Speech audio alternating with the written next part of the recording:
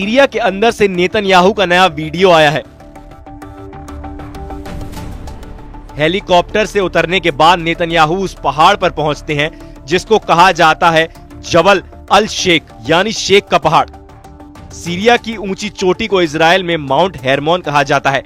Syria में शेख के पहाड़ पर पहुंचकर नेतन्याहू बताते हैं अपना सीरिया पर कब्जे वाला बड़ा प्लान।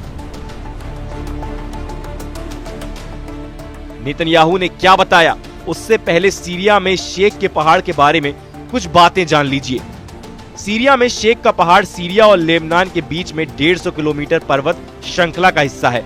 इसका बड़ा हिस्सा सीरिया में है और इसकी सबसे ऊंची चोटी को ही शेख का पहाड़ कहा जाता है।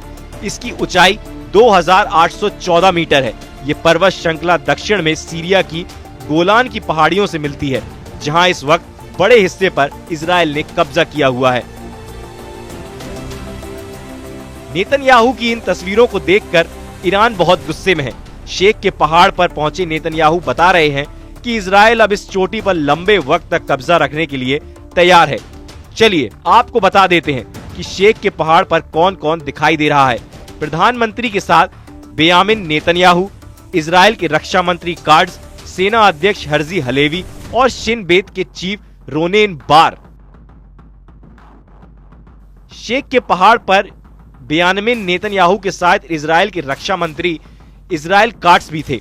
इजरायली सेना के chief of staff Herzi Halevi भी थे। खुफिया एजेंसी शिन बेत के चीफ रोनेन बार भी आए। यानी इजराइल की टॉप सिक्योरिटी टीम शेख के पहाड़ पहुंची और फिर नेतन्याहू ने वो मैसेज दिया जो तुर्की से लेकर ईरान तक पहुंचा। शेख के पहाड़ से नेतन्याहू ने कहा, मैं रक्षा मंत्री, चीफ ऑफ स्टाफ, उत्तरी कमान के कर्नल शिन बेत के प्रमुख और वरिष्ठ कमांडरों के साथ माउंट हरमन की चोटी पर हूँ। इस नाजुक वक्त पर हम सब इस महत्वपूर्ण स्थान पर मौजूद हैं ताकि यहाँ पर इजराइल की तैयारियों का जायजा लिया जा सके। जब तक कोई दूसरी व्यवस्था नहीं बनती तब तक यही हमारी सुरक्षा की गारंटी है। सीरिया के इस पहाड़ पर इजराइल की टॉप सिक्योरिटी टीम का आना इसलिए मुमकिन हुआ क्योंकि राजधानी दमिश्क में जुलानी आ चुका है। अब्बू मोहम्मद अल जुलानी पर तुर्की के राष्ट्रपति का हाथ है। यही वजह है कि इस वक्त सीरिया ऐसा वॉर थिएटर बन चुका है जिसमें अब इजराइल को शह देने का इल्जाम तुर्की के राष्ट्रपति एर्दोआन पर लग रहा है। जुलानी को दमिश्क में देखकर ईरान बहुत गुस्से में है।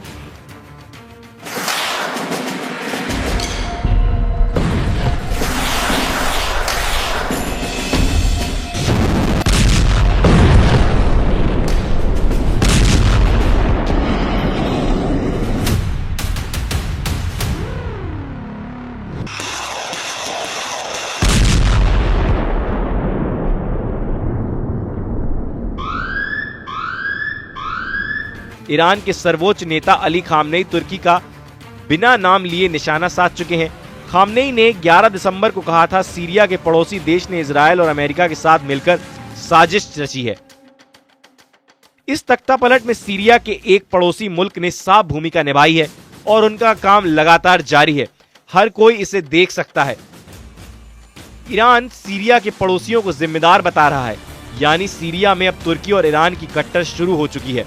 क्या सीरिया में तीसरे विश्व युद्ध की जमीन तैयार हो रही है, जिसमें एक तरफ अमेरिका, इजराइल, तुर्की और एचटीएस का आतंकी जुलानी है और दूसरी तरफ ईरान और पुतिन। दोनों को सऊदी अरब का साथ भी मिल सकता है क्योंकि मोहम्मद बिन सलमान भी एर्दोआन के ऑटोमैन एम्पायर वाले ख्वाब को लेकर अलर्ट हो चुके हैं।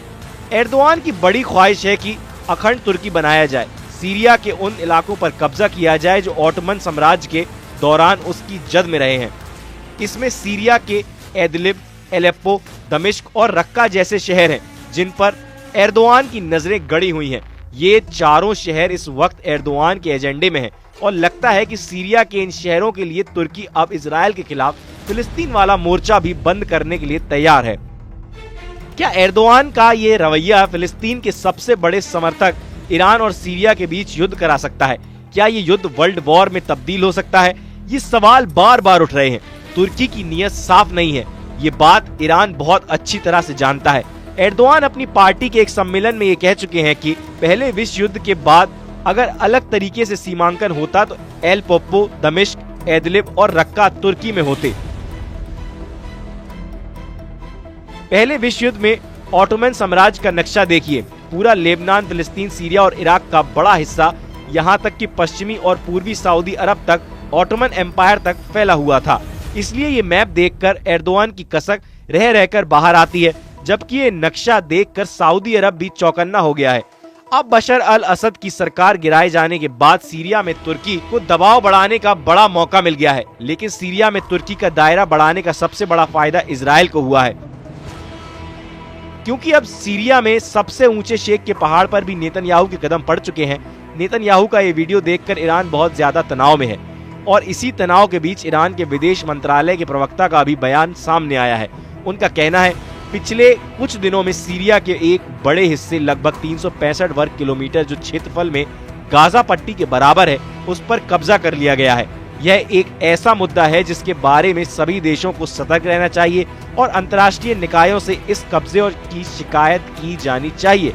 सीरिया में जुलानी की एंट्री से नेतन्याहू बहुत ज्यादा जोश में है, लेकिन चाहे गोलान के पहाड़ हो या फिर शेख का पहाड़, इन दोनों जगहों पर इजराइल का पहुंचना पूरी दुनिया अवैध मानती है।